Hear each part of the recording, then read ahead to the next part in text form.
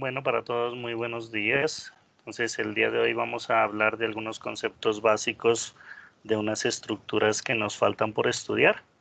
Entonces, por favor, pues cualquier duda me preguntan. ¿Listo? Profe, Sí, yo tenía una duda sobre el nervio vago.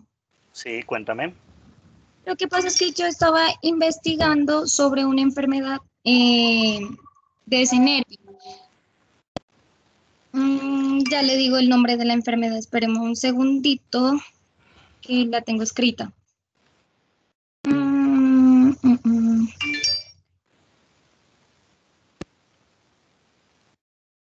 Profe, ¿qué es lo que pasa en el síncope neurocardiogénico vasovagal?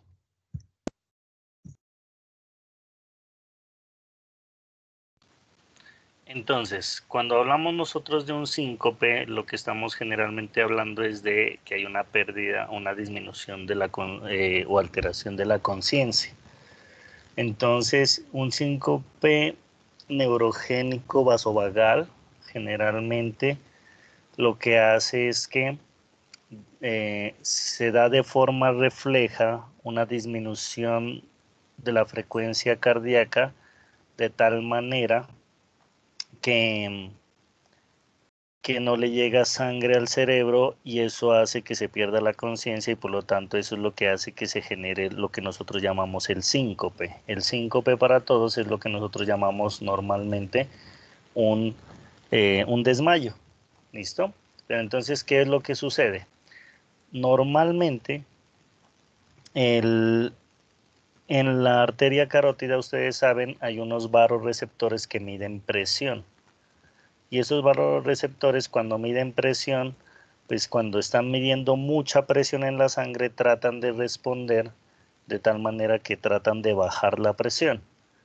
Entonces desencadenan una respuesta a través del nervio vago que trata de bajar la presión y generalmente lo hace a través de la disminución de la frecuencia cardíaca.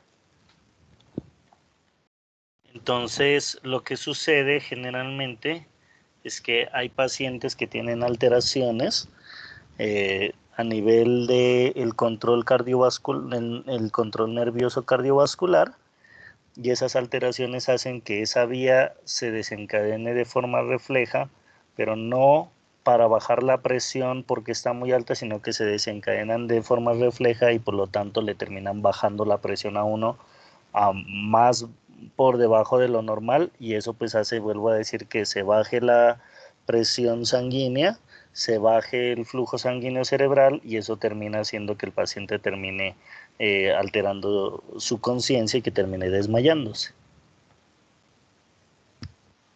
Sí, profe, estaba leyendo también que se daba que porque el nervio vago no maduraba bien, no llegaba. ¿Esto de qué depende? ¿De la maduración Generalmente del nervio? ¿De qué depende? son factores genéticos habitualmente, ¿no? Ya, Uh-huh. gracias. Ok. Y el envejecimiento también hace que los receptores nerviosos se vayan dañando, ¿no? Entonces, por eso someter al cuerpo a toxinas como el alcohol, el tabaquismo, hacen que la respuesta neurológica no sea la más adecuada cuando los pacientes ya tienen altas edades y por lo tanto no responden tan bien a, a los cambios que debería de presión o de frecuencia cardíaca. Entonces, eso también puede estar involucrado, ¿no? Profe, Vale, gracias. Sí, profe, ¿los medicamentos que tienen codeína también pueden ocasionar como esos desmayos? sí, porque los medicamentos como la codeína, ya los van a ver cuando estén en farmacología, son medicamentos similares a la morfina, es decir, son medicamentos similares a los opioides endógenos.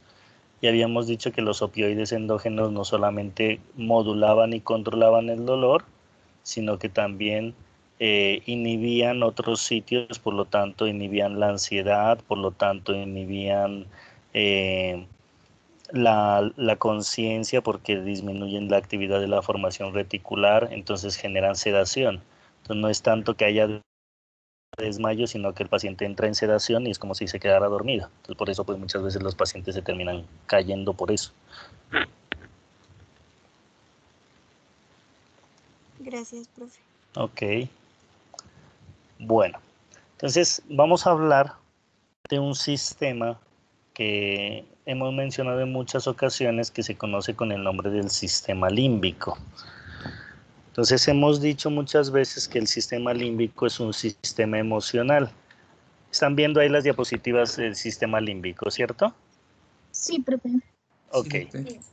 Entonces, cuando hablamos nosotros del sistema límbico, como les digo, hemos dicho muchas veces que hace referencia al sistema de emociones que tenemos en nuestro cerebro. Si ustedes miran estas imágenes, hay muchos modelos, este es uno de ellos, no es el único, sino que simplemente lo traigo para que ustedes lo miren. Se describe que nosotros a través de nuestro sistema límbico, es decir, a través de nuestro cerebro, podemos desarrollar todas esas emociones, miren, que ustedes ven en esa gráfica. Ese es el modelo de Plutchik. Entonces, simplemente lo traigo para que lo conozcan, para que miren todas las emociones que nosotros podemos desarrollar. Pero el modelo es interesante porque el modelo no solamente muestra esta gráfica, sino que muestra un modelo tridimensional en donde se cierra el modelo, miren, se vuelve este cono y lo que se habla es que todas estas emociones tienen relación unas con otras. Entonces nosotros podemos pasar del asco a la tristeza, a la sorpresa, a la distracción, a la melancolía. Miren, todo esto puede estar uno al lado del otro. Y eso es lo que nos hace que en cierta medida nosotros podamos reaccionar de diferentes formas de acuerdo a nuestras emociones, con mayor o menor intensidad. Entonces el sistema límbico, ustedes saben, es el sistema que nos dota de emociones y más allá de que nosotros hayamos desarrollado una personalidad, tenemos todas las emociones y podemos desarrollar todas las emociones. Simplemente tenemos que entender que nuestro cerebro lo puede hacer y que por lo tanto lo podemos desarrollar. Hay gente que dice es que yo soy aburrido porque así soy y no puedo ser feliz con nadie y no puedo ser cariñoso con nadie. No es cierto. O sea, sí se puede y al igual que cualquier otra función de nuestro sistema nervioso, se puede entrenar. Es cuestión simplemente de que uno quiera, como la personalidad. Ya ustedes a día de hoy tendrán seguramente la madurez necesaria para entender que ya no pueden ustedes andar por la vida diciendo yo soy así y a mí no me cambia nadie, cuando saben que el cerebro en realidad lo puede hacer. O sea, quien no quiere cambiar su forma de ser, que de pronto esté equivocada, simplemente porque ignora que pueda hacerlo, que en este caso ustedes no sería el caso de ustedes porque ustedes al contrario saben más de esto que cualquier otra persona, pero la otra cosa es que no le han enseñado a utilizar su cerebro de forma adecuada. Entonces tiene que entender cada persona que tiene que cubrir esto. Pues obviamente la han criado frente al maltrato, de pronto va a tener miedo y agresividad y de pronto muy poco de cariño, de empatía, de felicidad. Pero hay que enseñarle. Seguramente tendrá miedo al principio, pero puede aprender ese tipo de emociones. Entonces, repito, a día de hoy que usted hable con tanta fuerza cuando esté discutiendo con alguien y le diga yo no cambio porque soy así, esto en realidad es mal de uno, ¿no? O sea, el cerebro tiene la capacidad de hacer eso. El cerebro tiene la capacidad de expresar todas las emociones y eso tendrá obviamente pues un objetivo. Entonces, rápidamente en su cabeza necesito que usted se conteste a las siguientes preguntas con total sinceridad. ¿Listo? O sea, no me conteste a mí, no le conteste a alguien más, contéstese a usted mismo nada más. Entonces, la primera pregunta que yo les haría es esta, miren. ¿Qué los motivó a ser médicos? Entonces, o sea, ¿qué los mueve, qué los movió a inscribirse a medicina? El por qué. ¿Listo? Entonces, ¿cuál es la razón? El porqué de las cosas. Y la segunda pregunta que yo les haría, de acuerdo a lo que ustedes estén contestando en sus cabezas, es ¿qué lo motiva ahora? ¿cuál es la razón de seguir estudiando? ¿Es lo mismo? ¿La motivación ha cambiado? ¿Se ha aumentado? ¿Se ha disminuido? ¿Cómo se ha transformado? O sea, ¿por qué las razones por las cuales usted está estudiando son las que son en este momento? ¿Son las mismas que antes o son diferentes? Una vez usted entiende las respuestas o trata de buscar las respuestas a estas preguntas, yo le preguntaría, solamente póngase a pensar usted como estudiante de medicina, no en usted como persona, como novio, como hijo, como ser humano que hace otras cosas en la vida, sino solamente como estudiante de medicina, y la pregunta sería esa: ¿qué sobresale de usted? O sea, ¿qué usted puede rescatar y qué puede destacar de usted como estudiante de medicina, que usted me diga, yo soy estudiante de medicina porque yo hago esto, porque yo me dedico, porque yo trasnocho, porque yo estudio, porque yo, qué sé yo, a pesar de los problemas salgo adelante, lo que sea? ¿Qué sobresale? ¿Qué es lo que lo identifica a usted, que cree usted que lo identifica como estudiante de medicina? Y entonces cuando usted se contesta eso que tiene para mostrarnos, la pregunta sería, ¿y qué le molesta a usted como estudiante de medicina? ¿Qué es lo que a usted le fastidia de usted mismo, que dice, es que yo la embarro en esto? ¿Qué es lo que hace que usted, cuando se mire al espejo, diga, ¿por qué eres así? ¿Cierto? Entonces, ¿qué es lo que usted tiene para reprocharse que sigue haciendo mal o que entiende que está haciendo mal? Entonces, si usted se contesta esas preguntas, más o menos la invitación sería de ahora en adelante a que usted conteste estas preguntas, pero ya no en el ámbito de la medicina, sino en otros ámbitos de su vida.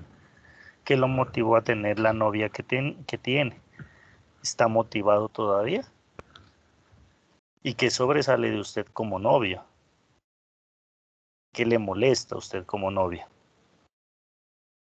¿Cierto? ¿Qué lo motiva?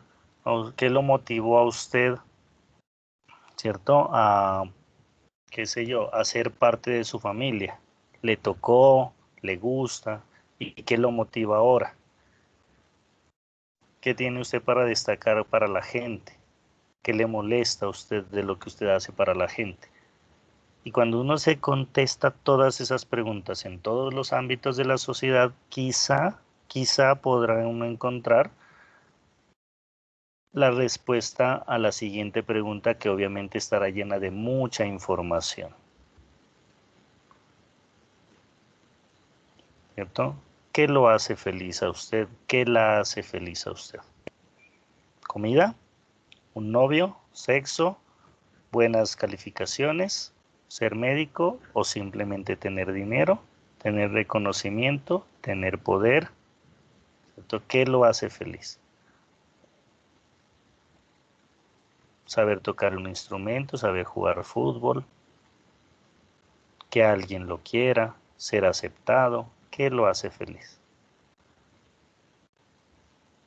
Y entonces cuando usted busca las respuestas a esas preguntas, usted se dará cuenta de que el cerebro tiene cómo contestarlas en alguna medida.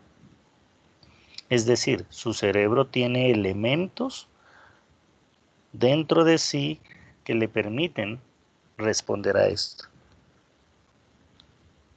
Entonces, cuando entendemos eso, nosotros podemos entender que el sistema límbico es un sistema que tenemos nosotros en el cerebro.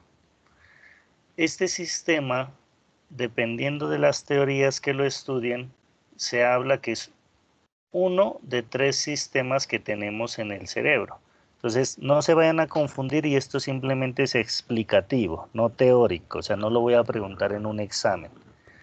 Hay teorías que hablan de que tenemos un cerebro con varias funciones. Hay teorías de que hablan de que tenemos 3 cerebros en uno.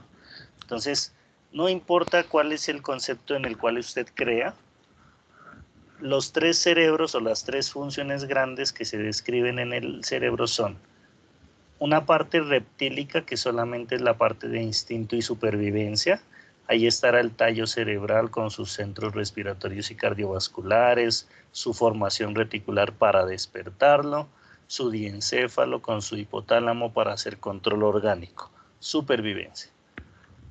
Pero la naturaleza nos dotó de una parte que se llama la corteza cerebral o neocorteza, un área del cerebro que se encarga del razonamiento, del aprendizaje, ¿cierto? Entonces usted dice, yo aquí lo calculo todo. Aquí usted no solamente sobrevive, sino que usted aquí cuantifica todo. Cuánto amo, cuánto camino, cuánto salto, cuánto aprendo, cuánto olvido, ¿cierto? Cuánto hago de cada cosa con mi sistema nervioso. Cuánto miro, ¿cierto? Cuánto escucho, cuánto entiendo. Entonces, esto es control netamente voluntario, netamente consciente, y esto es matemático. Entonces, se habla de que hay un tercer sistema, que es el sistema límbico. Y el sistema límbico es un sistema que recibe ese nombre porque límbico deriva de la palabra limbo, que significa límite. Entonces, no se sabe si Dios, la naturaleza o quien haya sido el responsable, creó unas estructuras que se encuentran entre la neocorteza y entre la supervivencia. Y por eso le dieron ese nombre, sistema límite. Este sistema límite está formado por una serie de estructuras que se encargan de darle emoción a todas las funciones del sistema nervioso. Y cuando entendemos que la emoción se conecta con todas las funciones del sistema nervioso, entendemos algo que nosotros habíamos hablado con anterioridad o en algún momento lo habíamos mencionado, y es el hecho de entender que las emociones le dan un propósito a la vida, le dan un propósito a cada función. No importa si la función es racional o de supervivencia. ¿Quiere sobrevivir porque tomó un tóxico y vomita? Usted cuando vomita se siente mal, se siente triste, se siente enojado. ¿Cuál es el propósito de que se sienta mal o de que se sienta triste? De que entienda que eso le hace daño y que la próxima vez no debe tomar o consumir ese tóxico. ¿Quiere en este momento atender la clase? Es un neocorteza, usted está prestando atención. ¿Por qué? Porque le parece interesante, porque le parece aburrido. Tiene un propósito y el sistema emocional dota de esos propósitos. No los voy a complicar aquí para que se aprendan todo esto, simplemente necesito que entiendan lo siguiente, miren.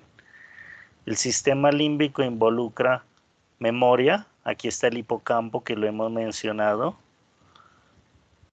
El sistema límbico involucra corteza, entonces miren, hay un lóbulo, acuérdense de los lóbulos, lóbulo frontal, parietal, temporal, occipital, el lóbulo de la ínsula y el lóbulo límbico.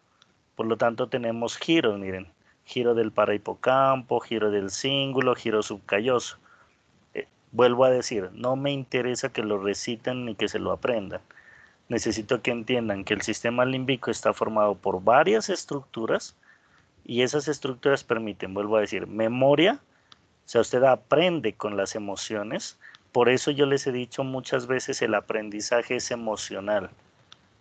Quieran su carrera, quieran aprender, ¿cierto? A la gente le parece raro cuando lo ve a uno de médico que uno es feliz cuando dice, me pagaron, ahora ya puedo comprar un libro, me pagaron, ahora ya puedo irme a un congreso. Y la gente dice, yo me hubiera gastado esa plata en un pantalón.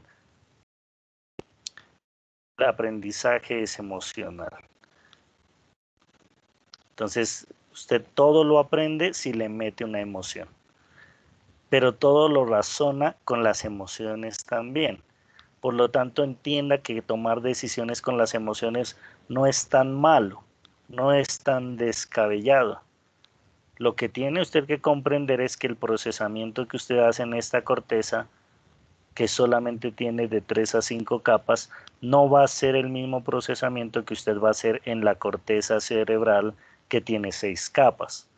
Por eso las decisiones que toma muchas veces acá son más organizadas muchas veces, pero las decisiones que toma con las emociones tienen un propósito y en muchas ocasiones tienen buenos resultados.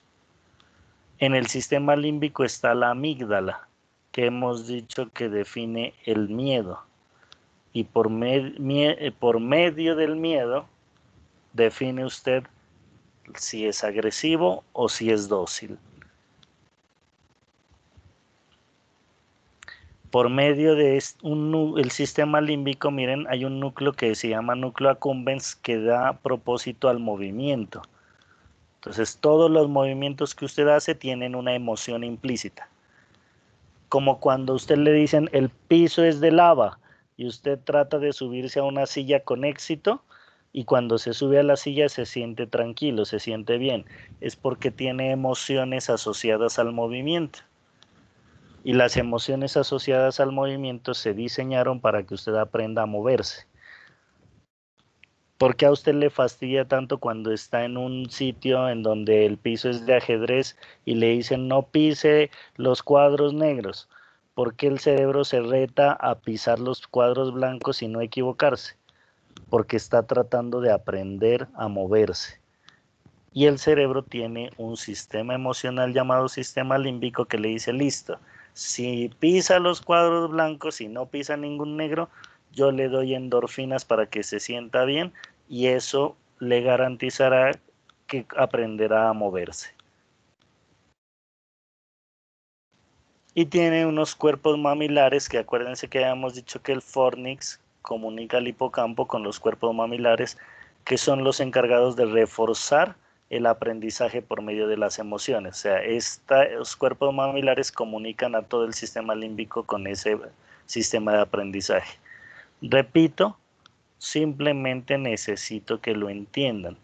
Conclusión de esta imagen, podríamos decir, el sistema límbico está formado por estructuras que permiten aprendizaje a través de las emociones, decisión a través de las emociones y comportamiento a través de las emociones.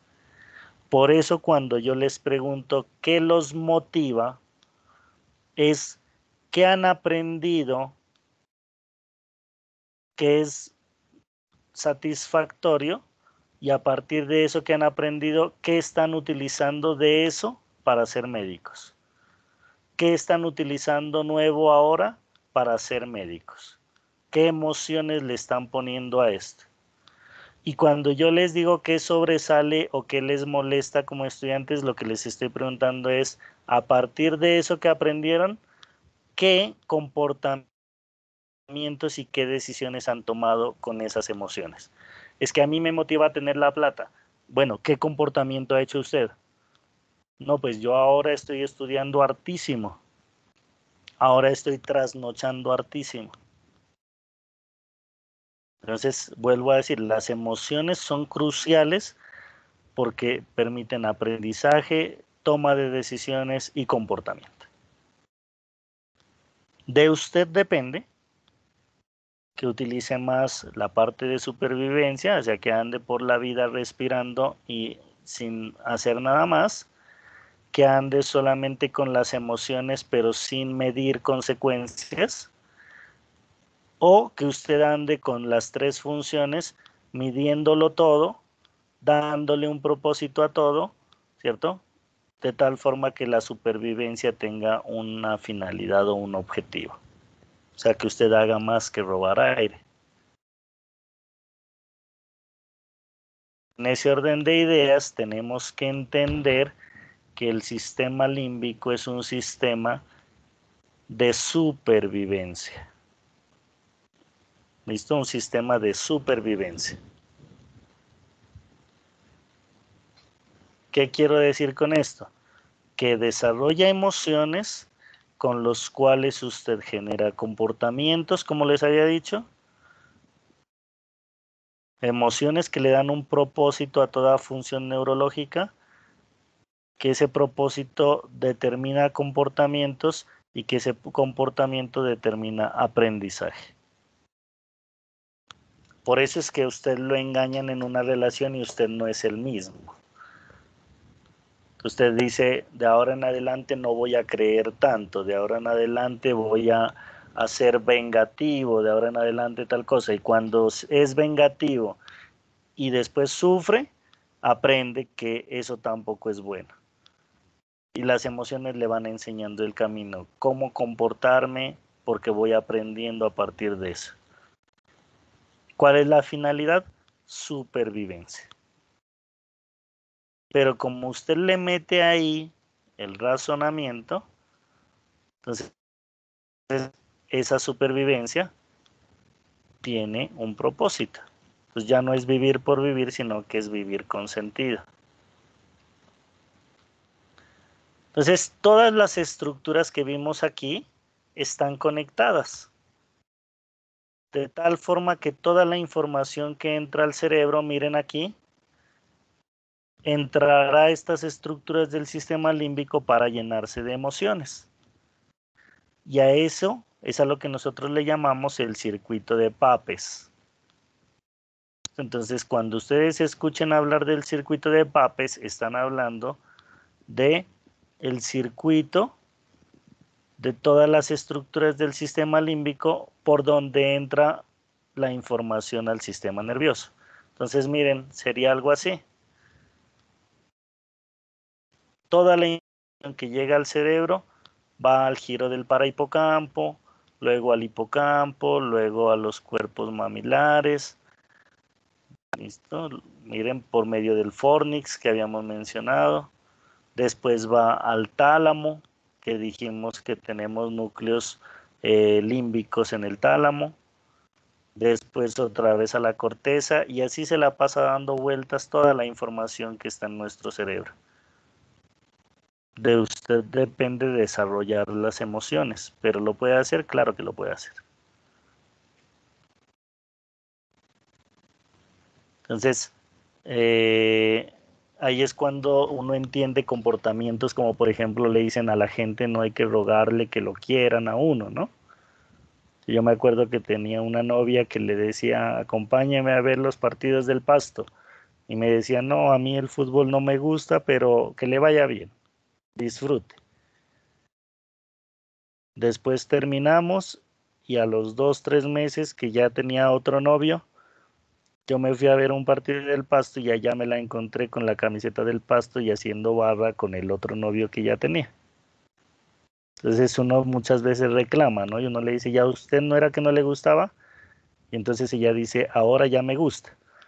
Hay un propósito, seguramente el de la relación que ella tenía el propósito de que sea bueno y consideró que necesitaba ir a ver los partidos del Pasto. Entonces, la emoción define un comportamiento. Entonces, si usted quiere lograr una emoción, se comportará de una forma determinada. Por eso vuelvo a decir, no es lógico que usted diga, es que yo no puedo y por eso no voy a intentarlo, es que yo no sé hacerlo, es que yo no aprendí, por eso es que no sirvo para esto, entonces ya voy a renunciar. El cerebro no está diseñado para eso, no está diseñado para renunciar. El cerebro está diseñado para algo que se llama resiliencia, que es que frente a los problemas yo siempre me voy a poder adaptar. Siempre buscará soluciones. ¿Cómo? Busca información que tiene el cerebro, la une a un propósito que es la emoción, define un comportamiento, evalúa si fue el resultado que yo quería y si no, vuelve a empezar. Entonces, miren las emociones, lo poderosas que pueden llegar a ser. Por eso, si a usted no le gusta estudiar medicina, pues es muy difícil que le vaya bien, ¿no? Que le vaya bien como médico, no que le vaya bien en un examen. Porque hay gente que dice, pues a mí no me gusta, pero yo hice trampa y me fue bien. Perfecto, logró un objetivo. Pero, ¿cuánto de medicina sabe? O sea, ¿qué va a hacer? Entonces, el propósito es más profundo que una calificación, por ejemplo. Y entiendan que el sistema límbico aunque se conecta todo el sistema nervioso, tiene unas conexiones importantes. Un sistema olfatorio, que hemos dicho que es un sistema primitivo. Los olores llegan al sistema límbico y despiertan respuestas instintivas. Un olor agradable, como las feromonas, puede llevar a un acto sexual. Un olor desagradable puede llevar, por ejemplo, a una respuesta visceral como el vómito. Entonces, el sistema olfatorio permite respuestas de tipo más instintivo asociado a las emociones. Entonces, si usted tiene, y creo que eso ya se los he explicado en otros momentos, pero si usted dice que los perritos huelen el miedo, es cierto. Cuando usted tiene miedo, produce sustancias y sinapsis en su cuerpo, y el perrito que tiene un sistema olfatorio más desarrollado es capaz de sentir esos cambios en su cuerpo. ¿Qué hace el perrito? Entiende que usted tiene miedo. Y si usted tiene miedo, usted puede hacer dos cosas: o huye o ataca. Por lo tanto, el perrito no se va a quedar esperando a ver si usted va a huir o si va a atacar. Porque si huye, pues perfecto, el perrito se queda tranquilo, pero si el perrito es atacado, pues él tendría que haber estado preparado. Por eso el perrito, cuando siente el miedo en una persona, ataca para que no lo cojan desprevenido. Entonces, tiene usted dos opciones. Si tiene miedo del perrito, dos opciones. O controla su miedo, porque usted puede controlar las emociones con la corteza. Ya eso tiene que enseñarle a su cerebro a eso. Entonces, ustedes han escuchado que la gente, por ejemplo, pasa a alguien dueño de un perro grandotote y la gente tiene miedo y el dueño dice, no le muestre miedo, él no hace nada. Si usted es capaz de controlar la emoción, no pasa nada. Entonces vuelvo a decir, o controla su emoción, que para eso tiene que entrenar a su cerebro, o salga corriendo. ¿Por qué? Porque si usted sale corriendo, el perrito ya se queda tranquilo de que usted se fue.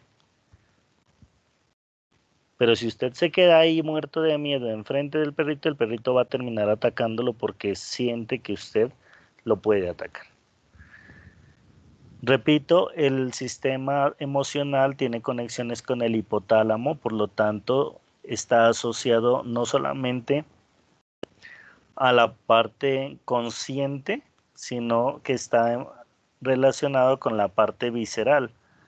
Por lo tanto, todo lo consciente, pero también todo lo inconsciente de nuestro cuerpo está asociado a una emoción. Usted mira un plato de comida y saliva porque le genera placer.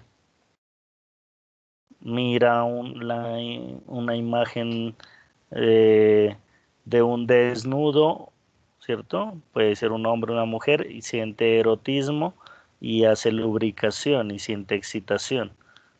Eso hace el hipotálamo. El área septal, área 29 o del placer que le habíamos mencionado, área de recompensa. ¿Qué quiere decir eso? Que cada vez que usted siente una emoción agradable, se estimula el área septal y eso genera más recompensa todavía. Entonces eso es lo que le pasa al típico estudiante que estudia mucho para un examen, le va bien y cuando siente que le va bien, estimula el área septal. Y cuando recibe la calificación que fue bien, estimula más el área septal. ¿Y eso a qué lo lleva? A que desarrolle más esa emoción de gratificación. Entonces el estudiante dice, para la próxima también voy a volver a estudiar. Entonces define comportamientos y define aprendizaje. Y la amígdala que habíamos dicho tiene que ver con el miedo, está conectada acá. Entonces el miedo define un comportamiento. Huyo o ataco. Y usted es responsable de cómo va a entrenar esa respuesta. ¿Cierto? Usted no puede decir es que yo soy agresivo y no lo puedo controlar. No, sí lo puede controlar. O al contrario, la gente le dice, oiga, pero defiéndase, no deje que lo maltraten así, es que yo nunca he aprendido a defenderme, no tiene que hacerlo, su cerebro se supone que está diseñado para eso, hay que entrenar eso. A los niños hay que enseñarles a ganar para que sientan placer y hay que enseñarles a perder y hay que enseñarles a tener miedo para que aprendan a enfrentar la derrota y que aprendan a enfrentar el fracaso y el miedo también. ¿Listo? Entonces de ahí salen frases como estas que ustedes ven. Los humanos recordamos 5% de lo que vemos, entonces de lo que están viendo ahí, 2% de lo que oímos, 35% de lo que olemos y 15% de lo que probamos. Entonces la gente a veces dice, no, pues de lo que oímos 2%, 2% es harto, aprovéchelo. Pero si el 35% también lo puede ganar, pues aprovéchelo también. Por eso cuando usted va a una tienda, lo meten a una tienda con publicidad para que mire cosas, le dicen cosas y huele rico todo. Y si le pueden dar a probar, pues mejor, que sienta, que toque, que deguste. Es la forma de que uno puede bombardear al cerebro para que aprenda. Control emocional. ¿Quién de ustedes no quisiera hacer esto o lograr hacer esto? ¿Se puede hacer? Claro que se puede hacer. Si usted controla sus emociones a través de comportamientos controlados, controla las emociones de los demás. Por eso hay gente que es tan inteligente en esto que manipula a los demás a partir de los sentimientos. Entonces todas las mujeres andan felices viendo Teresa porque Teresa les enseña a ser malas, ¿no? Entonces es por eso, porque Teresa manipula mucho. Entonces usted puede manipular, pues obviamente depende de que usted utilice esa capacidad para bien o para mal. Siempre hay que dar recompensas. Si a usted le va mal en un examen, no diga, es que yo, qué tonto que soy, es que el profesor que me... No, usted diga, esta vez estuvo duro, pero voy a intentarlo, yo soy capaz. El profesor me quiso dejar, pero yo no me voy a dejar y yo soy capaz de salir adelante. Siempre a su cerebro, dele mensajes positivos, siempre, siempre, siempre, siempre, porque los mensajes positivos refuerzan el sistema límbico y por lo tanto refuerzan el aprendizaje. Si usted dice esto está muy feo, esto no me gusta, menos va a aprender. ¿Listo? Entonces tengan todo eso en consideración. Y pongan en una balanza sus emociones, cuánto miedo, cuánta agresividad, cuánta felicidad usted le va a poner a cada actividad que tiene. Eso define que aprenda o no aprenda. Entonces de usted depende. Cuando usted dice, esto es muy aburrido, esto no me gusta, el cerebro no le aprende. O sea, tenga en cuenta eso. ¿Listo? Ese es el sistema límbico. Hay un ejercicio que yo normalmente hago con algunos estudiantes y les digo, busquen una fotografía que sea muy especial para ustedes. Muchas veces terminan encontrando una fotografía de la familia. Entonces, siempre les digo, bueno, y piensen en esa fotografía, miren la fotografía y piensen qué significa. La gente dice es que son mis papás, son las ganas de salir adelante, es que son las ganas de agradecer, son las ganas de demostrar, son las ganas de qué sé yo, de que crean en mí. O sea, se definen los motivos para muchos comportamientos. Entonces la emoción le da a usted el porqué de la vida, el porqué de hacer algo. Entonces es un ejercicio bonito que uno puede hacer, ¿cierto? Vuelvo a decir, busquen una fotografía y pregúntense qué significa para usted esa fotografía y entonces después pregúntese qué está haciendo usted para que eso bonito que usted sienta sea retribuido o siga alimentándose. Simplemente es eso. Bueno, además del sistema límbico tenemos un sistema que se llama sistema extrapiramidal. ¿Listo? Sistema extrapiramidal. El sistema extrapiramidal es un sistema formado por varias estructuras que se encargan de modular la magnitud del movimiento. Repito, el sistema extrapiramidal es un sistema formado por varias estructuras que se van a encargar de modular la magnitud del movimiento voluntario. Planea o diseña en el área 6 y va a ejecutar en el área 4, antes lleva la información al sistema extrapiramidal. Y esa información es modulada. ¿Pero modulada en qué? En magnitud. Es decir, cuánta extensión, cuánta flexión, cuánta velocidad, cuánto arco de movimiento, cuánta fuerza. Entonces usted controla todo eso frente a ese movimiento. ¿Listo? Entonces siempre tengan en cuenta eso. El cerebro manda la información al sistema extrapiramidal, establece cuánto va a generar de ese movimiento y ya le manda al área 4 y le dice, ahora sí, ejecute esto. Y miren que en el sistema extrapiramidal están muchas estructuras que ya habíamos estudiado. Está el núcleo subtalámico, está el núcleo rojo, está la sustancia nigra y están unos núcleos que nos faltaban por estudiar que se llaman los núcleos de la base. Entonces miren lo que hace el área 4. El área 6 manda al área 4 y el área 4 manda los núcleos de la base y a todo el sistema extrapiramidal, modulan y eso regresa por vía del tálamo. Acuérdense que el tálamo tiene núcleos motores que integran información y por medio de ese tálamo regresa esta información integrada, lista para ser ejecutada. ¿Listo? Entonces, de eso nos faltaba estudiar los núcleos de la base. Los núcleos de la base en conjunto se conocen con el nombre de cuerpo estriado. ¿Listo? Entonces, vuelvo a decir, todos los núcleos de la base en conjunto se conocen con el nombre de cuerpo estriado. Y ese cuerpo estriado está formado, a su vez, por un estriado que está formado por dos núcleos. Un núcleo caudado, que es un núcleo que tiene cola. Ustedes lo ven aquí, núcleo caudado, tiene cola.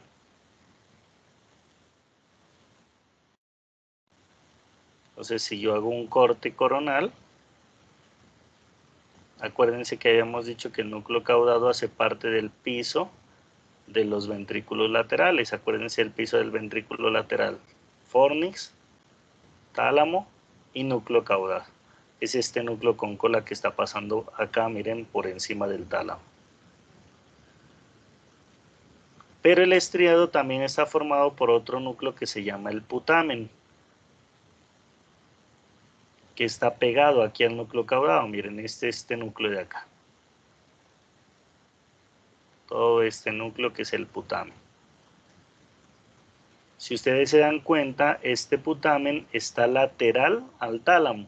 Entonces miren, tercer ventrículo, a los lados los tálamos. Recuerden que al lado del tálamo está la cápsula interna. Y acá ven ustedes al putamen, miren.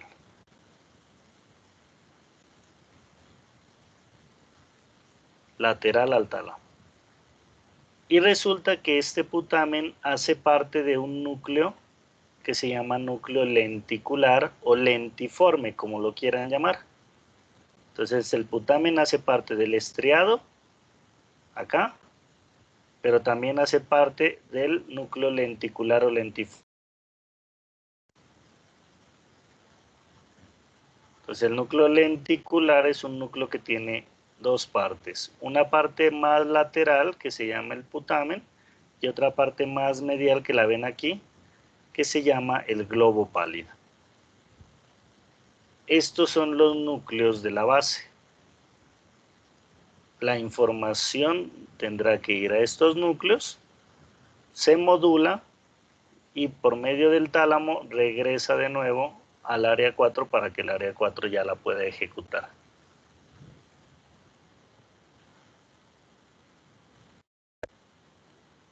¿Cómo se da la ejecución? Ese es el secreto de los núcleos de la base, miren.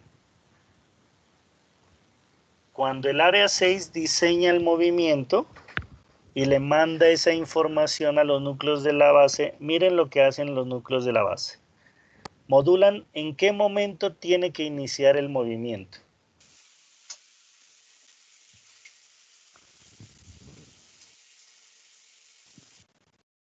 Listo, entonces, por ejemplo, no sé si les ha pasado o han visto que a uno le piden hacer un movimiento que nunca lo ha hecho. Por ejemplo, saltar de un lado a otro, qué sé yo.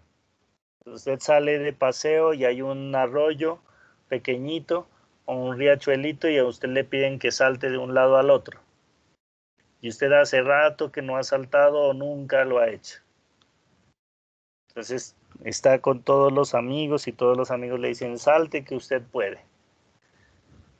Entonces su cuerpo empieza a diseñar, su cerebro empieza a diseñar en el área 6 y le manda los núcleos de la base y los núcleos de la base dicen listo, vamos a saltar.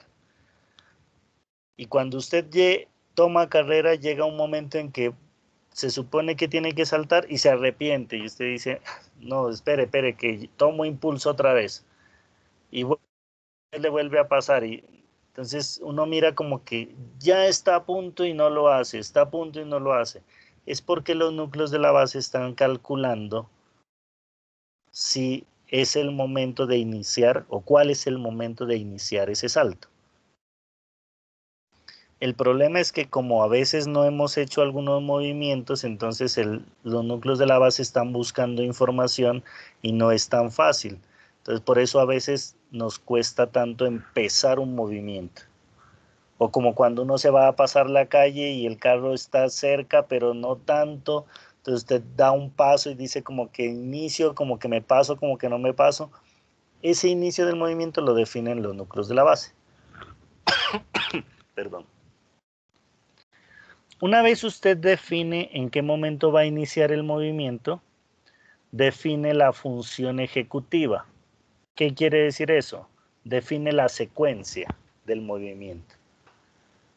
Entonces dice, este músculo primero, este otro se tiene que relajar, este músculo tanta fuerza, este músculo tiene que hacer poquita fuerza, o sea, va definiendo la secuencia, cuál músculo va primero, cuál segundo, cuál tercero, todo el movimiento.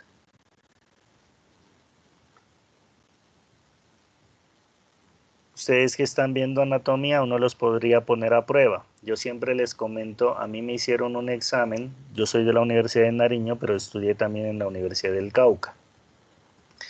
En la Universidad del Cauca me hicieron una vez un examen de anatomía que era así, miren.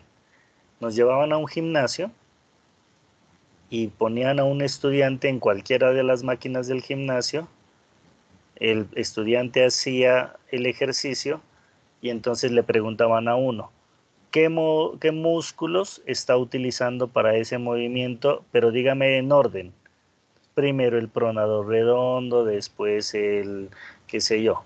Entonces va definiendo. Primero es este, luego hago flexión, luego hago extensión, luego hago pronación, luego hago uno por uno. Entonces ponía uno en práctica todo lo que se supone había aprendido y pues es supremamente difícil. Entonces, eso que nos parece tan difícil de recitarlo o de calcular y empezar a decir, a ver, ¿cuál será primero, cuál será segundo? Eso lo hacen los núcleos de la base. Entonces, hacen la secuencia, se llama eso. Entonces, hacen la función ejecutiva, es cuál es la secuencia con la que yo voy a hacer el movimiento. Una vez se define eso, miren que todavía no se genera el movimiento, sino que los núcleos de la base le dan un valor a la acción. Y ahí entra lo que yo les había dicho, un núcleo del sistema límbico que se llama el núcleo accumbens. Le da valor a la acción. ¿Por qué? Porque yo les decía, entre más éxito tenga usted moviéndose, más va a aprender el cuerpo a moverse.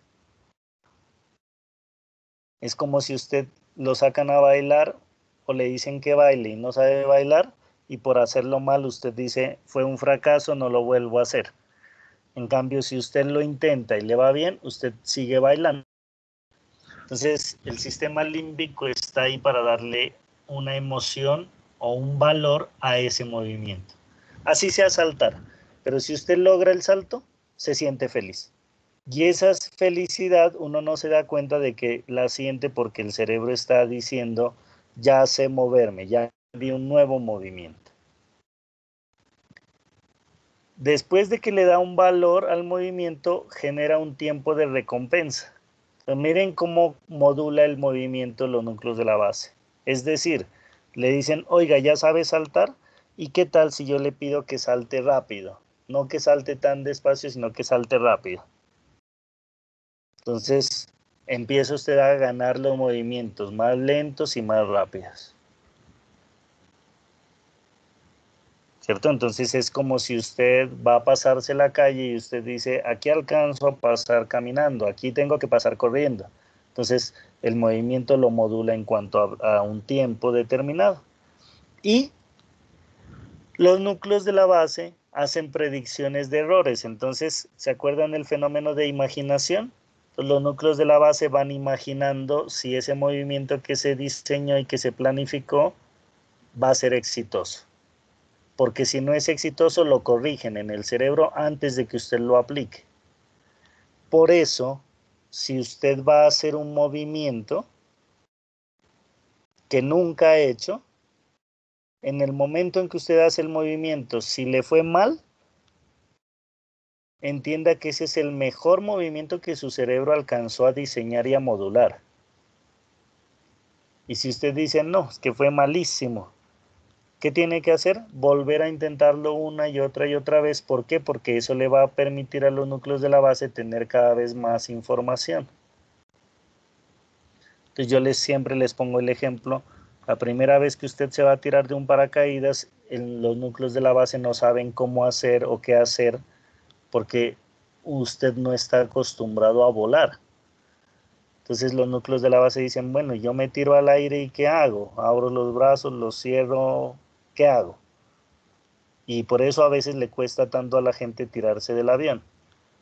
Tanto que a veces alguien tiene que empujarlos. Entonces, ¿por qué no fueron capaces de definir en qué momento tirarse si no sabían qué va a pasar después? Y cuando se tira y la gente le dice, abra los brazos, junte las piernas o lo que sea, entonces usted va definiendo una ejecución. Cuando ya llega abajo, usted dice, oiga, qué chévere, quiero hacerlo otra vez. Y ya la segunda vez ya se tira, ya solito abre los brazos, ya va haciendo otra vez la secuencia, pero mucho mejor.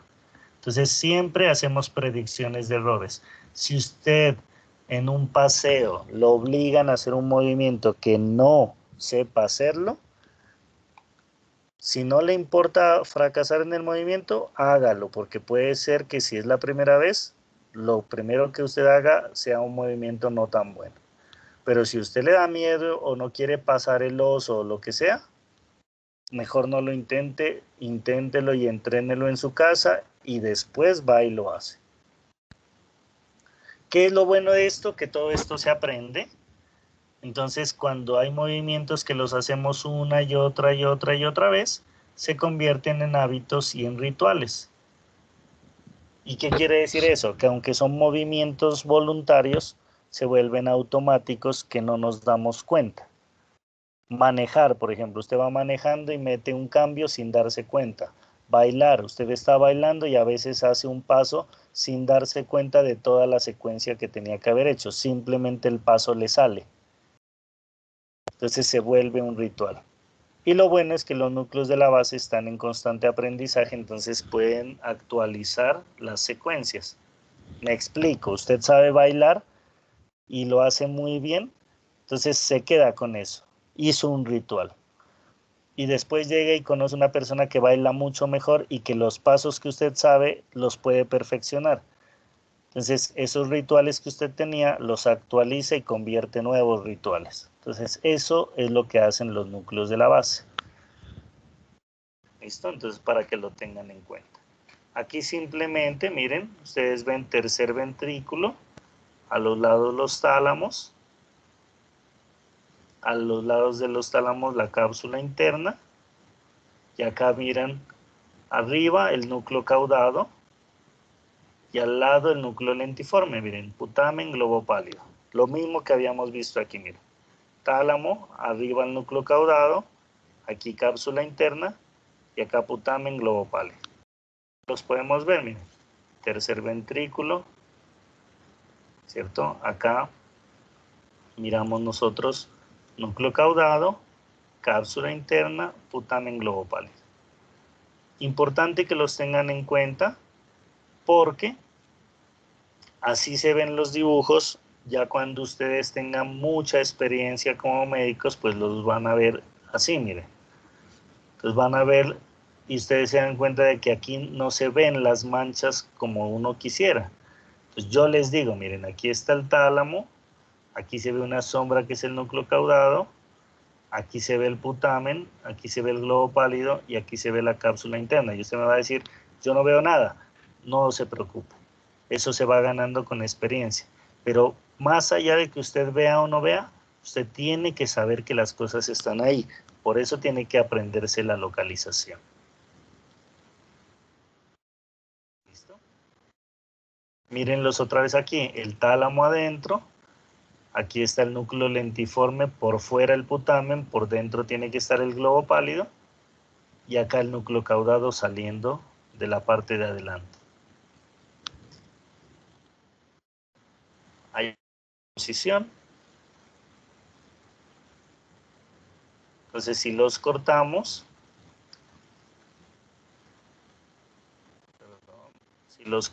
miren, una cosa es cortarlo aquí abajo donde el núcleo está unido al núcleo caudado, o cortarlo acá arriba donde ya están separados, que es lo que ustedes ven aquí.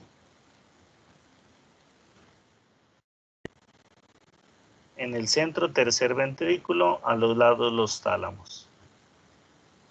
Lateral, la cápsula interna. Lateral, la cápsula interna. Aquí se mira, miren, putamen afuera, globo pálido adentro. Putamen afuera, globo pálido adentro. Y acuérdense acá, miren, se los ve unidos todavía. Se los ve unidos al putamen con el núcleo caudado. Se los ve unidos aquí, miren, putamen con el núcleo caudado. Y si ya hago un corte más arriba, ya estarían separados. Entonces aquí ya están separados. Pues simplemente tengan eso en cuenta. Si los vemos en un corte cerebral en vivo, ¿cierto? Entonces miramos aquí, tercer ventrículo, a los lados los tálamos, cápsula interna, y adelante, miren, núcleo caudado, y acá tenemos putamen y globo pálido. Entonces era lo que nos faltaba estudiar de la configuración interna de los hemisferios cerebrales. ¿No? Ahí están, miren, núcleo caudado, tálamo, putamen, globo pálido. Y aquí está la cápsula interna por donde pasan las fibras ascendentes y descendentes, todas las fibras de proyección. ¿Qué pasa si yo tengo un problema de modulación? Entonces, si yo ya no puedo modular los movimientos, el paciente los va a ejecutar, pero los va a ejecutar de forma anormal.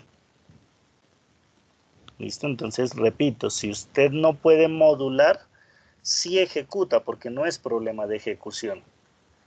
Pero el problema es que esos movimientos que va a ejecutar no están modulados. Y si no están modulados, pues son movimientos anormales, que son movimientos involuntarios, porque usted no quiere hacer movimientos anormales.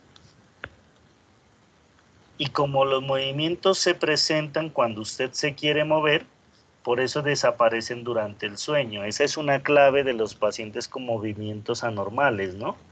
Que cuando se quieren mover, pues ustedes ven que tienen las alteraciones. Entonces ustedes miran los movimientos anormales.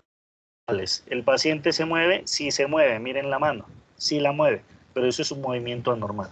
Esos movimientos descontrolados, involuntarios, se quitan cuando el paciente está durmiendo, porque cuando el paciente está durmiendo, pues no se quiere mover.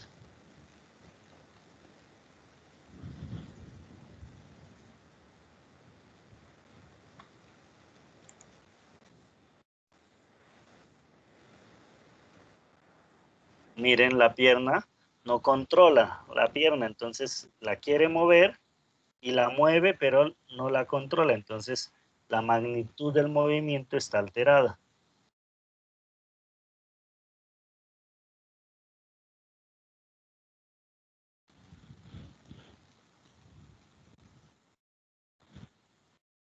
Entonces, miren, mientras está quieta no tiembla tanto, pero cuando se mueve, miren, no puede modular el movimiento, entonces el movimiento es anormal.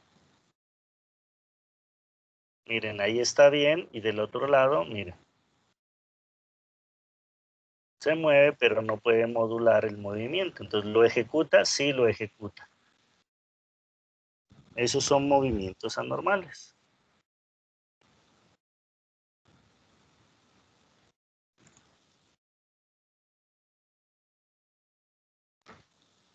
Miren, está quieto, no pasa nada.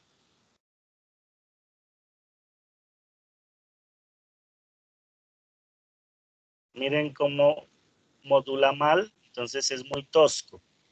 Para estirar es muy tosco y para flexionar es muy tosco. Miren, ahí lo hace normal, controlado. Miren, los movimientos son demasiado toscos porque no los pueden modular en el brazo y en la pierna de ese lado derecho.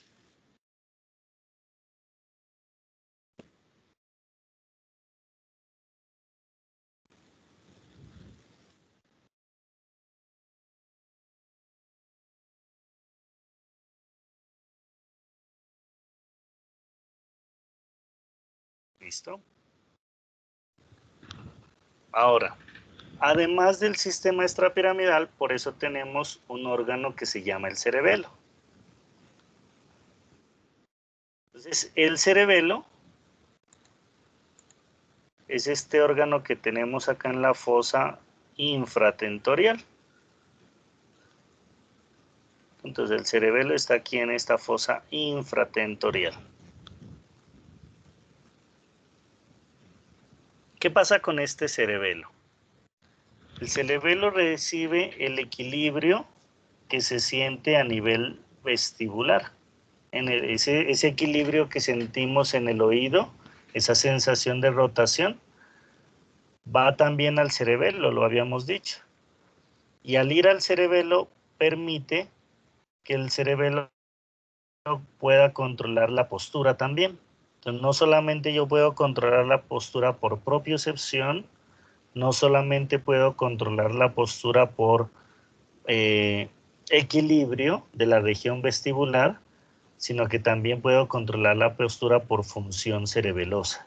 Son las tres estructuras que principalmente controlan la postura. ¿Listo? ¿Y cómo habíamos dicho que uno controla la postura? Con un adecuado tono muscular. Acuérdense que yo les había dicho, para aprender a movernos, primero tenemos que tener una postura inicial de reposo estable. Como yo les decía, para aprender a movernos tenemos que aprender a quedarnos quietos primero. ¿Cómo logramos estar estables? Con tono muscular. Acuérdense que cuando estamos en una posición quieta, los músculos están contraídos para mantener esa posición. Aunque no están generando movimiento, están contraídos. A eso le llamamos tono muscular. Y el cerebelo controla ese tono muscular. Por lo tanto, también controla la postura. Pero el cerebelo no solamente controla la postura, como los otros sistemas que mencionamos, sino que también coordina o también modula los movimientos. Y usted va a decir, pero ¿cómo así que modula los movimientos si eso lo hace el sistema extrapiramidal? Entonces, mientras el sistema extrapiramidal modula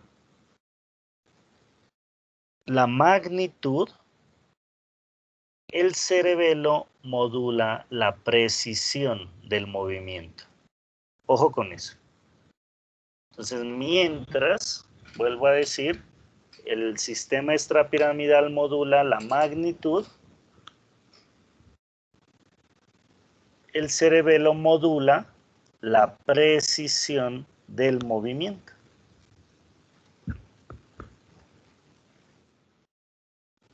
Obviamente estará involucrado, por lo tanto, en el aprendizaje de los movimientos. O sea, si usted aprende con el sistema extrapiramidal, aprende la magnitud de los movimientos. Si usted aprende con el cerebelo, aprende la precisión de los movimientos. Cuando junta todo, puede ejecutar un movimiento bien diseñado.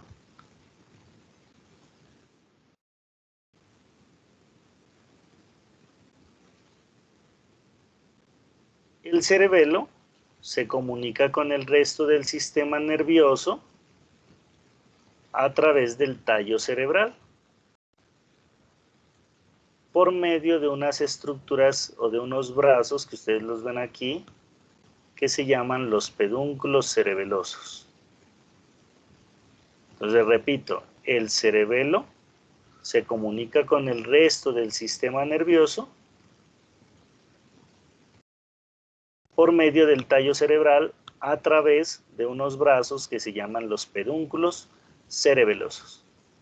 Tenemos uno superior que comunica el mesencéfalo con el cerebelo, un medio que comunica la protuberancia con el cerebelo y un inferior que comunica al bulbo raquídeo con el cerebelo. A partir de estos tres brazos, la información está entrando y saliendo al cerebelo.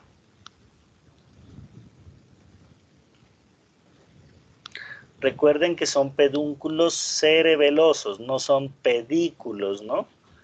Y son cerebelosos porque los pedúnculos cerebrales son los que están en el mesencéfalo, entonces es diferente. Acá en el mesencéfalo se llaman pedúnculos cerebrales y los que conectan al tallo con el cerebelo, ¿cierto? Acá en el mesencéfalo, vuelvo a decir, son pedúnculos cerebrales y los que comunican al tallo con el cerebelo se llaman pedúnculos cerebelosos.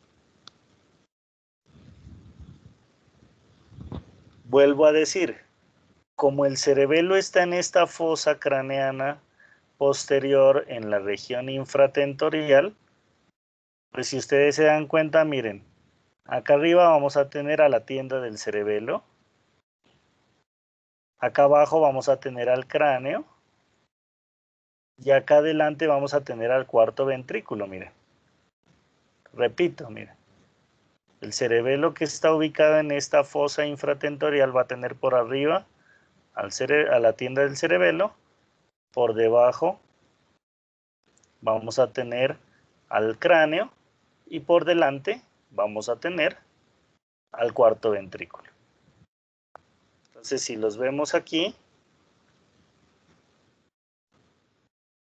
miren, arriba podremos ver una cara superior del cerebelo. Por debajo, entonces podremos ver una cara inferior del cerebelo. Y acá adelante, entonces podemos ver una cara anterior. Entonces el cerebelo tiene tres caras. Una cara superior, una cara inferior y una cara anterior.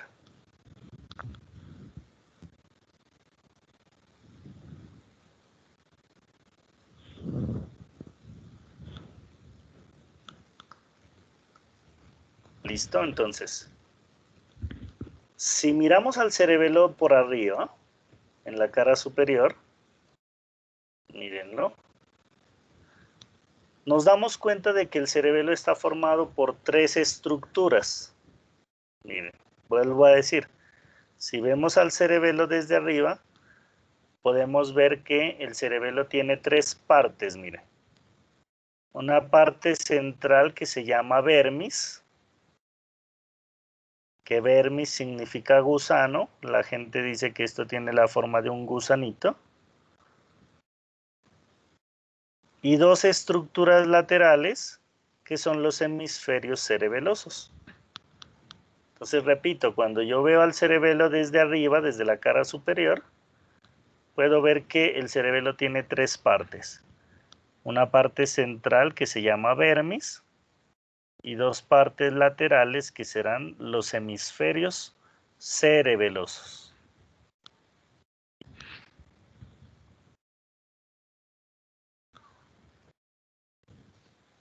Si vemos la cara inferior, vemos lo mismo, miren. En el centro, el vermis y a los lados, los hemisferios cerebelosos.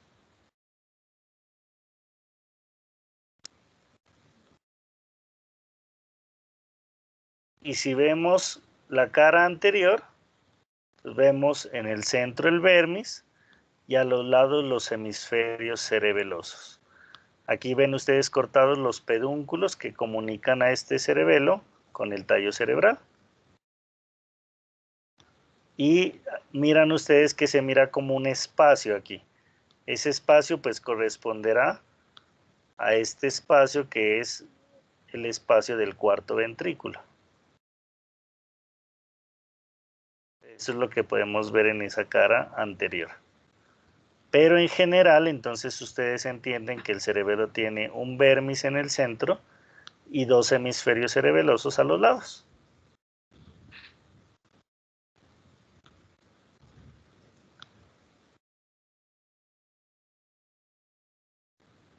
Ahora, préstenme atención aquí para que no se pierdan, porque aquí hay mucha información, pero no es necesario aprenderla. Entonces, vuelvo a decir, préstenme atención para que sepan qué es lo que tienen que aprender. Resulta que yo puedo estudiar al cerebelo desde la parte externa, pero también puedo estudiar al cerebelo desde la parte interna. Igual como habíamos dicho con los hemisferios cerebrales. Y el cerebelo está organizado igual que los hemisferios cerebrales. Entonces, en la parte externa tenemos corteza. Miren, corteza cerebelosa. Entonces, es una corteza que tiene varias capas también, igual que el cerebro. Entonces, en la superficie, el cerebelo tiene corteza. Y ustedes habían visto en los hemisferios cerebrales que la corteza no es lisa, ¿cierto? Que la corteza se pliega. Habíamos dicho que cuando la corteza del encéfalo o del cerebro se pliega, forma unos surcos y forma unos giros. Resulta que acá pasa exactamente lo mismo. La corteza se pliega, forma unos surcos, pero los pliegues ya no se llaman láminas, es la única diferencia. Entonces repito, en el cerebelo, en la parte externa, vemos en la superficie la corteza, y esa corteza se pliega y tiene surcos y tiene láminas. Ya no tiene giros, sino que tiene láminas.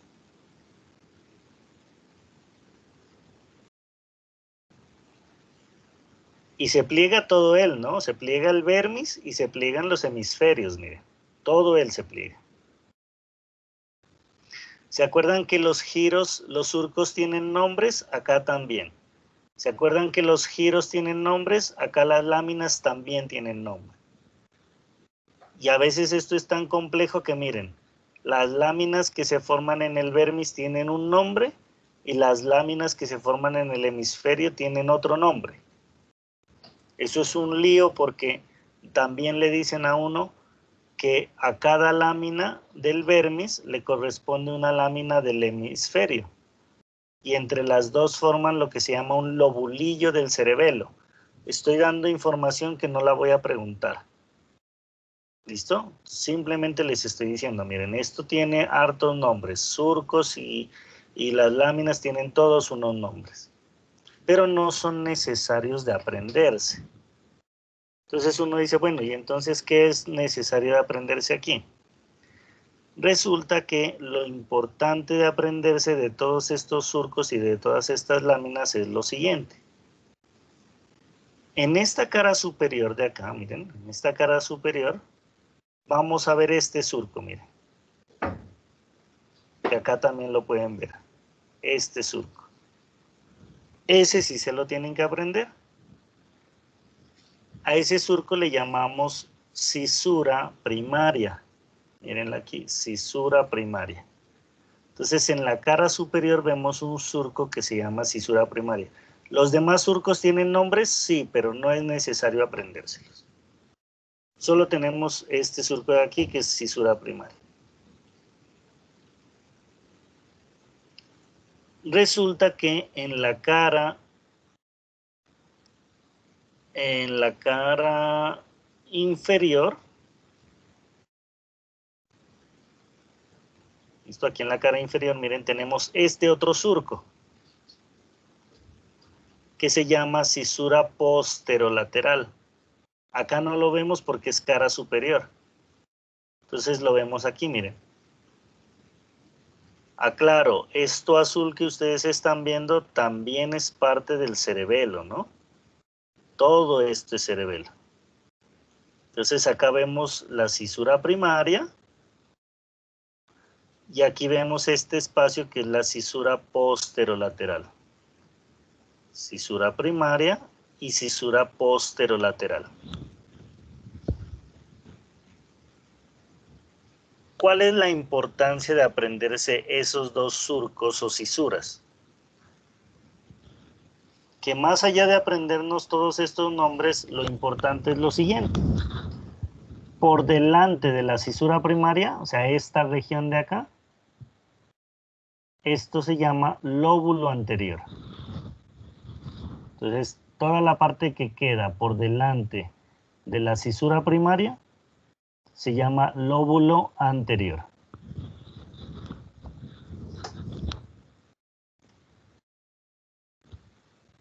Por delante de la cisura posterolateral, o sea, esto de aquí azulito, se llama lóbulo flóculo-nodular. ¿Listo? Entonces, repito, por delante de la cisura primaria tenemos el lóbulo anterior.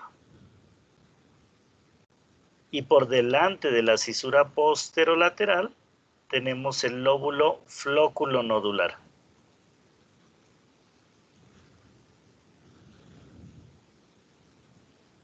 Y todo lo que queda entre la cisura primaria y la cisura posterolateral, o sea, todo esto de acá, o sea, todo esto grandote de acá, se llamará el lóbulo posterior. Entonces, lóbulo anterior, lóbulo flóculo-nodular y lóbulo posterior.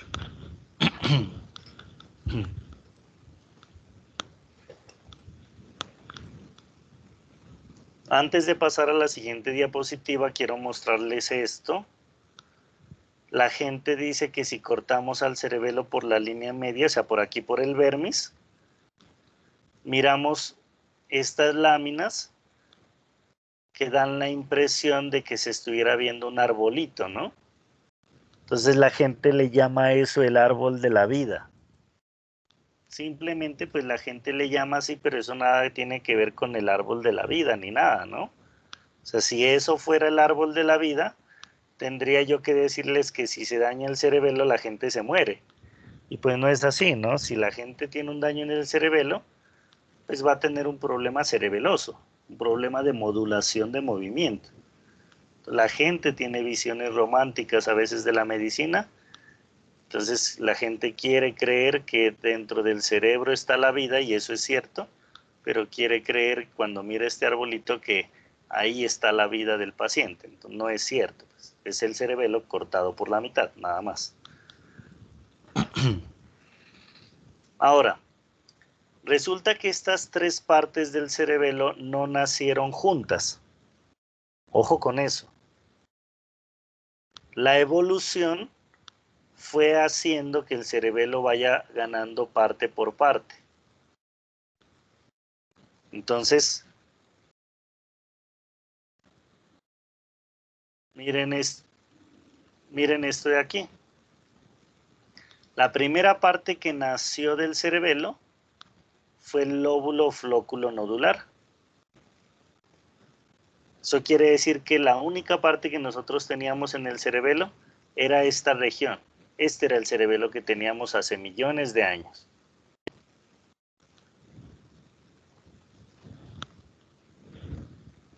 ¿Para qué nos servía el cerebelo entonces? Para controlar la postura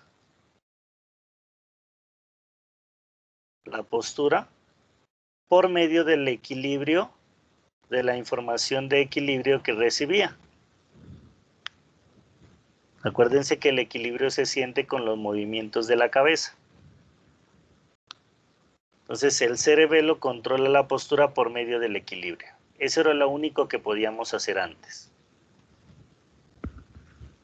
¿Qué pasaba si se dañaba el lóbulo flóculo nodular, que también se llama arquicerebelo, porque es la parte más antigua del cerebelo?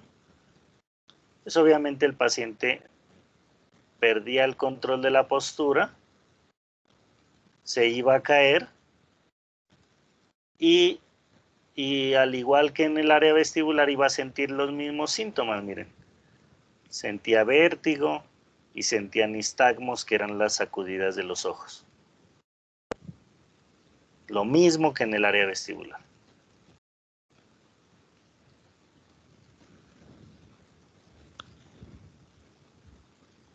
Después nació el lóbulo anterior, que también se llama paleocerebelo. El lóbulo anterior, también llamado paleocerebelo.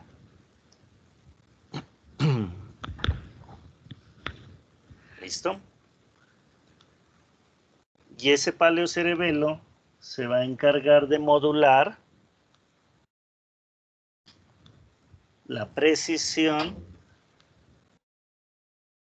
del tronco, o la postura más bien del tronco,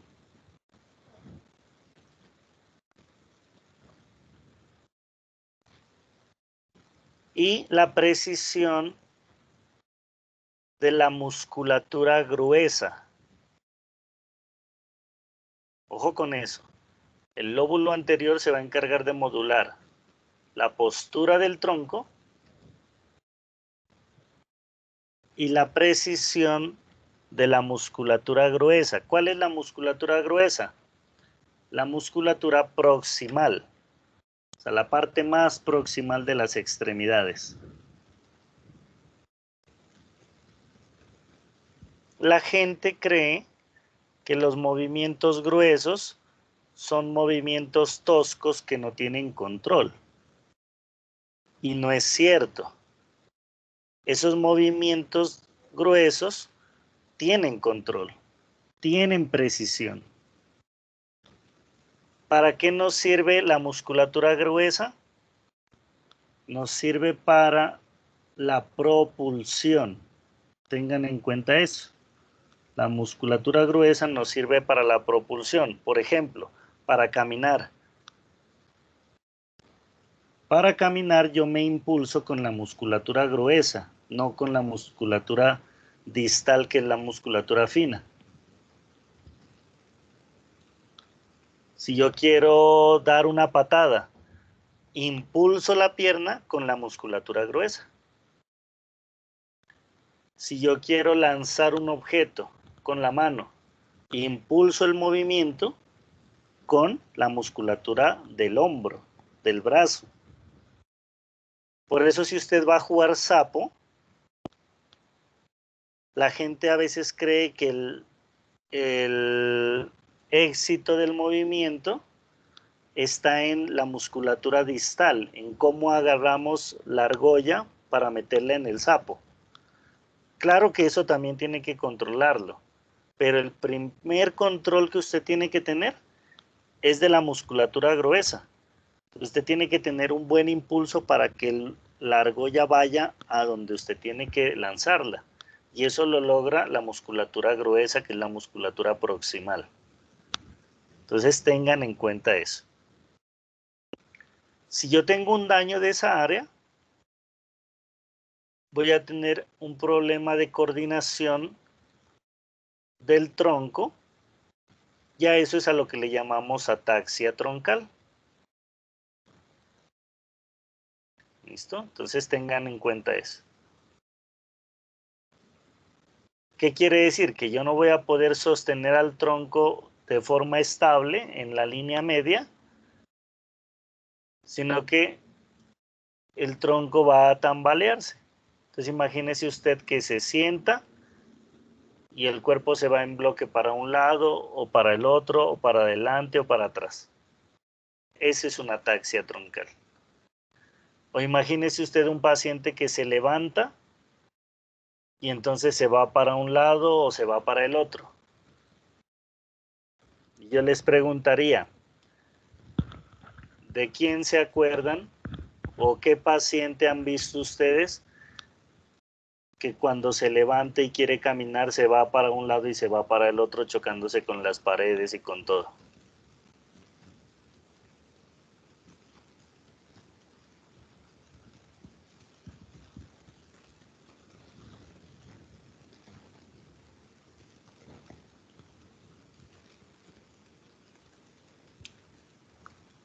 ¿No han visto a nadie así? Un borracho, persona que está... Un borracho, ¿cierto? El borracho, para que sepan, el alcohol bloquea este lóbulo anterior del cerebelo. Por lo tanto, el típico paciente con ataxia troncal es el borrachito. El borrachito ustedes ven que se sienta y empieza a irse para un lado o para el otro. El borrachito se para y quiere caminar, como no se impulsa bien, entonces se va para un lado o para el otro. Esa es una falta de coordinación del tronco que se llama ataxia troncal. Y obviamente, ¿cuál es el riesgo si usted no puede sostener el tronco en la línea media y se va para un lado o para el otro? ¿Qué le puede pasar?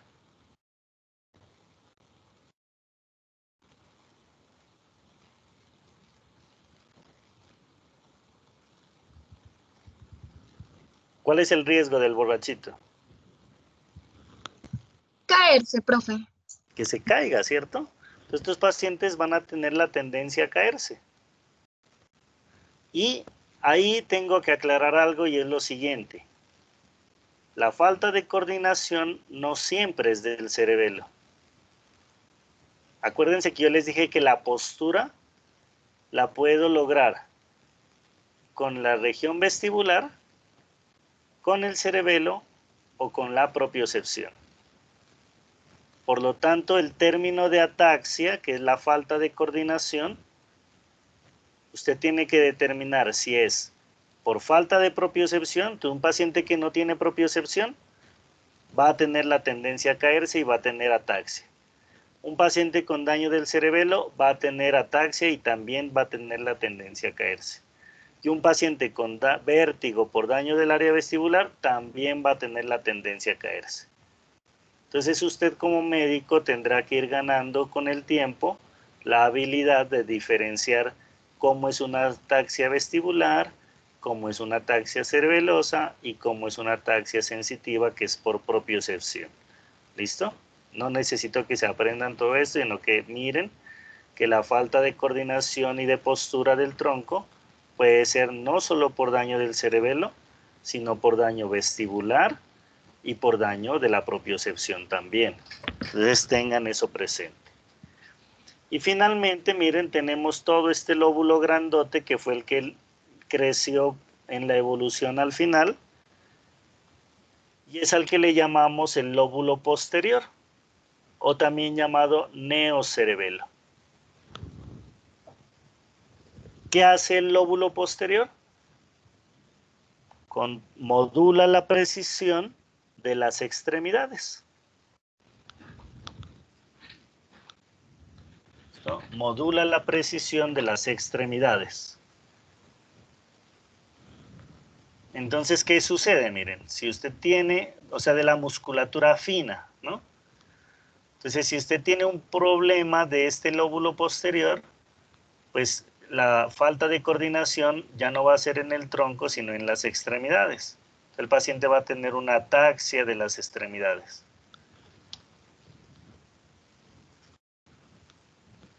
Y entonces, ¿qué va a pasar con ese paciente? Que no va a tener un buen tono muscular, por lo tanto las extremidades no van a tener una buena posición. Acuérdense que el tono muscular sirve para la postura. Entonces, si usted quiere tener una postura de sus manos o de sus dedos, una postura estable, no va a poder adoptar esa postura porque el tono va a estar disminuido. ¿Qué más va a tener? Un problema que se llama asinergia. ¿Quién me dice de ustedes qué es el sinergismo? Deberían saberlo. Si no lo saben, no pasa nada, pero deberían saberlo ya.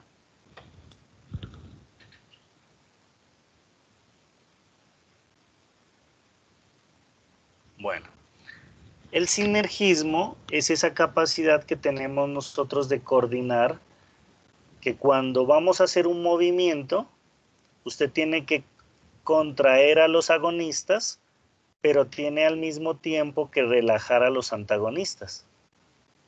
¿Listo? Repito, cuando usted va a hacer un movimiento tiene que contraer a los agonistas, pero tiene que relajar a los antagonistas. El clásico ejemplo es que usted va a hacer flexión del brazo. Tiene que contraer al bíceps y relajar al tríceps braquial. Pero cuando usted tiene problema para modular esa precisión de las extremidades, entonces no pierde el sinergismo. Entonces ya no tiene sinergismo y a eso se le llama asinergia. Entonces, ¿qué pasa? El brazo ya no sabe en qué momento contraer al bíceps, en qué momento relajar al tríceps, o no sabe si tiene bíceps y contraer al tríceps, no sabe. Entonces está como que entre que sí y entre que no. ¿Y qué pasa? Imagínese, usted intente con su brazo en este momento flexionar el bíceps y al mismo tiempo flexionar el tríceps y al mismo tiempo relajar el bíceps y al mismo tiempo relajar el tríceps. El brazo empieza a ir para un lado y para el otro. ¿Cómo se llama eso? ¿Qué observa usted cuando genera esa pelea o esa sinergia?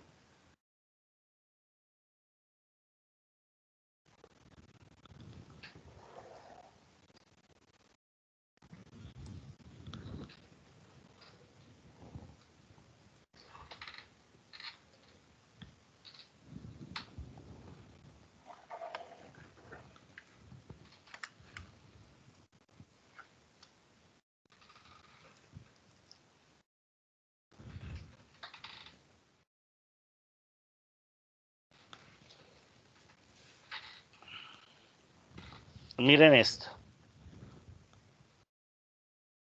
Yo tengo que flexionar la muñeca, entonces para flexionar la muñeca tengo que utilizar los flexores y relajar los extensores. Eso es lo normal. Flexiono, entonces contraigo los flexores, pero relajo los extensores. ¿Qué pasa si yo no sé cuándo flexionar y cuándo relajar los extensores? Entonces empiezo a pelear y empiezo a hacer esto, miren. ¿Y cómo se llama esto? Temblar. Temblor. Entonces, ¿y el temblor se va a presentar en qué momento? ¿En reposo o cuando yo quiero hacer el movimiento? Cuando quiero hacer el Cuando movimiento. quiere. Por esa razón, estos pacientes tienen un temblor que se llama temblor de intención. Entonces, estos pacientes tiemblan cuando van a hacer el movimiento. Entre más movimiento hagan, más temblor van a tener. Entonces, la sinergia lleva a temblor de intención. ¿Listo? Y finalmente, pues usted no va a poder, va a perder algo que se llama la metría, es decir, la medición. Entonces usted no va a poder medir los movimientos. Entonces usted le puede decir al paciente, o usted puede hacer en este momento lo siguiente, miren. Ponga el dedo índice de su mano izquierda enfrente de usted. Y ahora sí, con el índice de la mano derecha,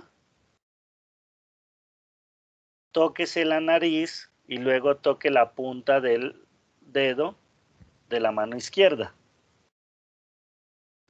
La nariz, el dedo, la nariz, el dedo.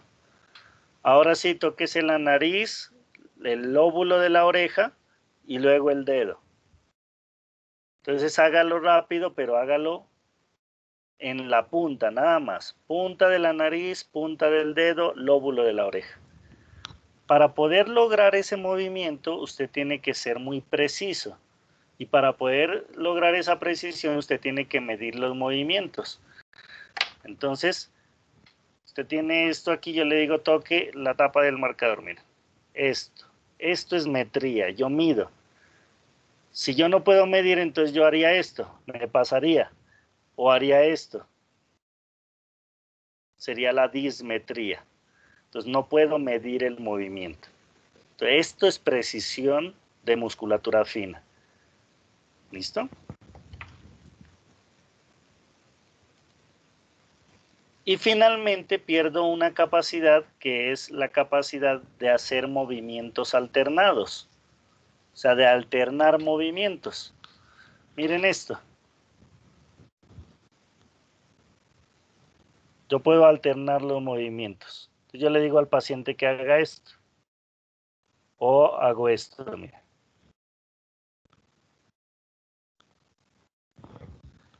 A esta capacidad que tenemos nosotros de hacer movimientos alternados le llamamos diadococinesia.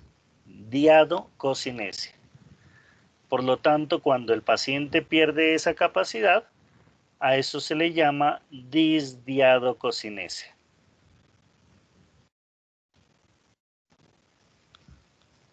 Pregunta, ¿qué movimiento hacemos todos los días que es alternado?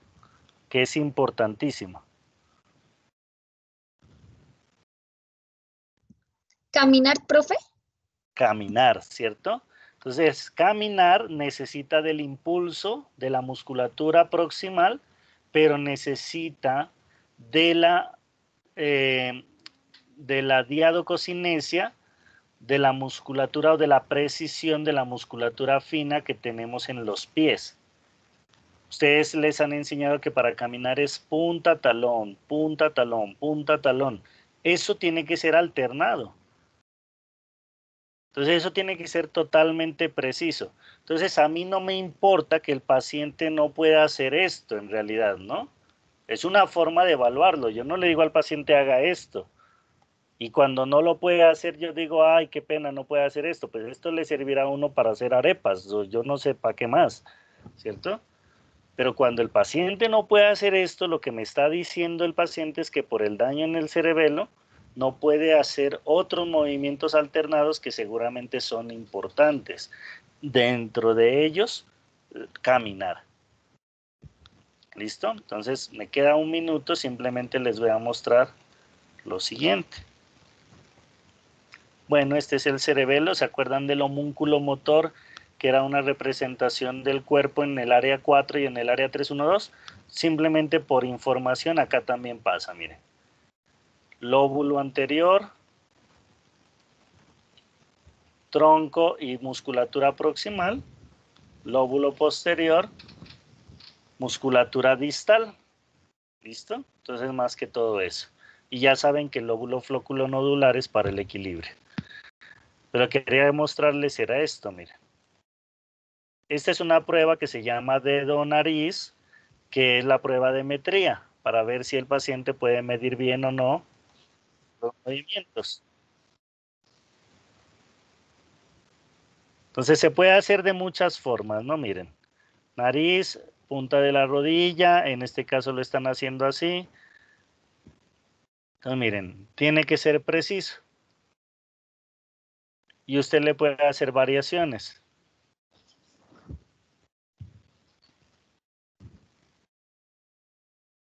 Ahora le dicen, miren, rodilla, lóbulo de la oreja, nariz. Simplemente estoy midiendo. Un paciente con daño cerebeloso, pues no lo va a poder hacer. ¿Listo? Miren este paciente con disdiadococinesia. Miren que a veces se confunde al hacer la alternación.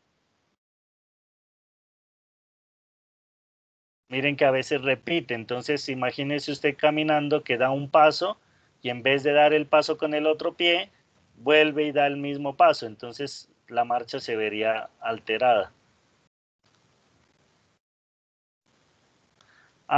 Y el paciente borrachito con la ataxia troncal, muchas veces le pasa que para no caerse, abre las piernas, ¿no? Esa es una característica de la ataxia troncal, que el paciente abre las piernas para aumentar la base de sustentación y abre los brazos. Entonces ténganlo en cuenta. Obviamente estos pacientes no van a poder, por ejemplo, caminar en línea recta. Entonces miren este paciente. Le dicen que camine un paso delante del otro, que eso es lo que llamamos marcha en tándem, y pues no puede hacer, miren. Tiene que de alguna forma abrir los pies, ¿cierto? Tratar de separar los pies para no caerse, miren. Miren las manos cómo trata de extenderlas.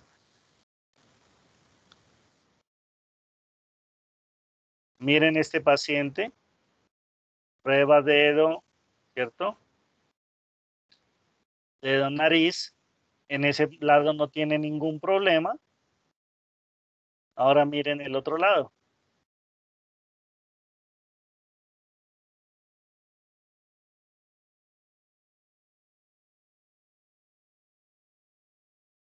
Pues miren que cuando se mueve, tiembla más. Miren. Entre más se mueve, más tiemblan.